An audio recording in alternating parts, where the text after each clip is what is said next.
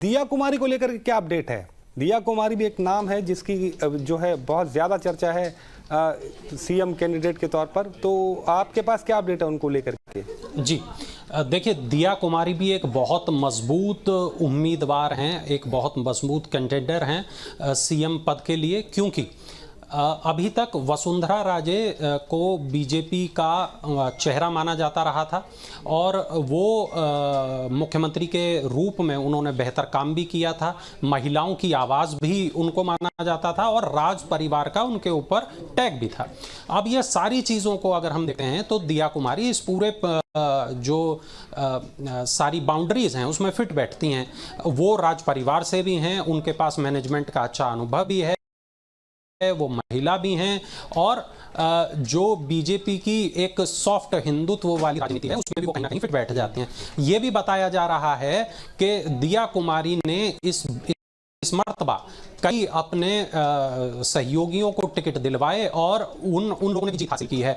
तो ऐसे में दिया कुमारी एक बहुत मजबूत सीएम फेज के रूप में सामने आई हैं। एक बात ये भी कि उनको मैनेजमेंट का अच्छा अनुभव है। उन्होंने न केवल शैक्षणिक संस्थान चलाए हैं, इसके अलावा जो सोशल वेलफेयर के काम होते हैं उसमें भी दिया कुमारी की एक मजबूत उपस्थिति रही है हमेशा से।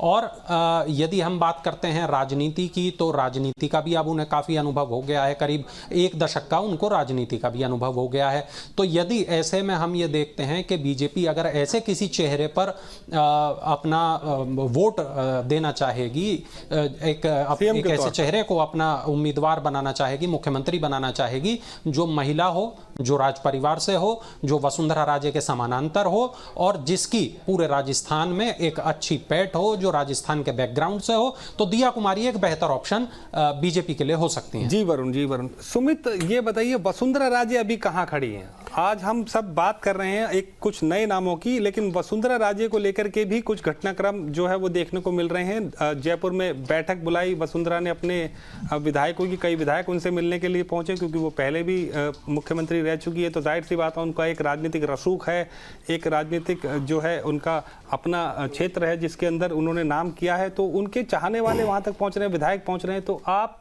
कहाँ देख रहे हैं उनको अभी?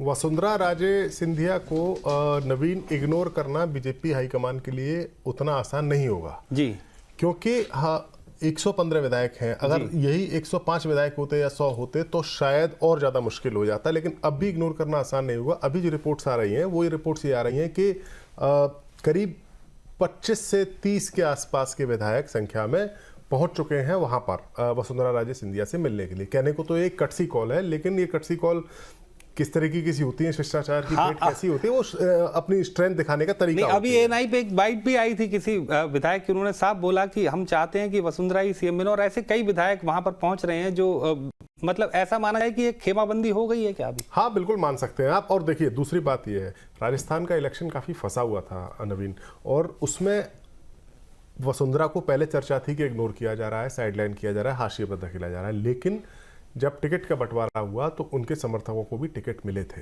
ये नहीं था कि पूरी तरीके से उनके समर्थकों के टिकट काट दिए गए। और वसुंधरा राजे सिंधिया का जो स्ट्रेंथ है वो उनके 7 विधायकों की संख्या ही है। आप याद कीजिए, जब वसुंधरा राजे सिंधिया को नेता प्रतिपक्ष के पद से भी हटाने की बात चली थी, लेकिन उनको हटाया नहीं जा सका था क्योंकि उनके पक्ष में विधायक थे। उन्हें राष्ट्रीय उपाध्यक्ष भी बनाया गया था, लेकिन उसमें भी उन्होंने इंटरेस्ट कम दिखाया।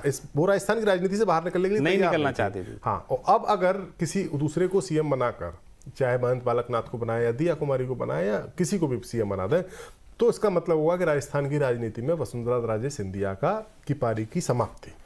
और मुझे नहीं लगता वसुंधरा राजे सिंधिया जिस तरीके से वो संघर्षशील है, जिस तरीके से जितनी अग्रेसिवली वो अभी इस पूरे मूवमेंट को लेकर चल रही है, वो इतनी आसानी से अपनी पावर को छोड़ेंगी नहीं।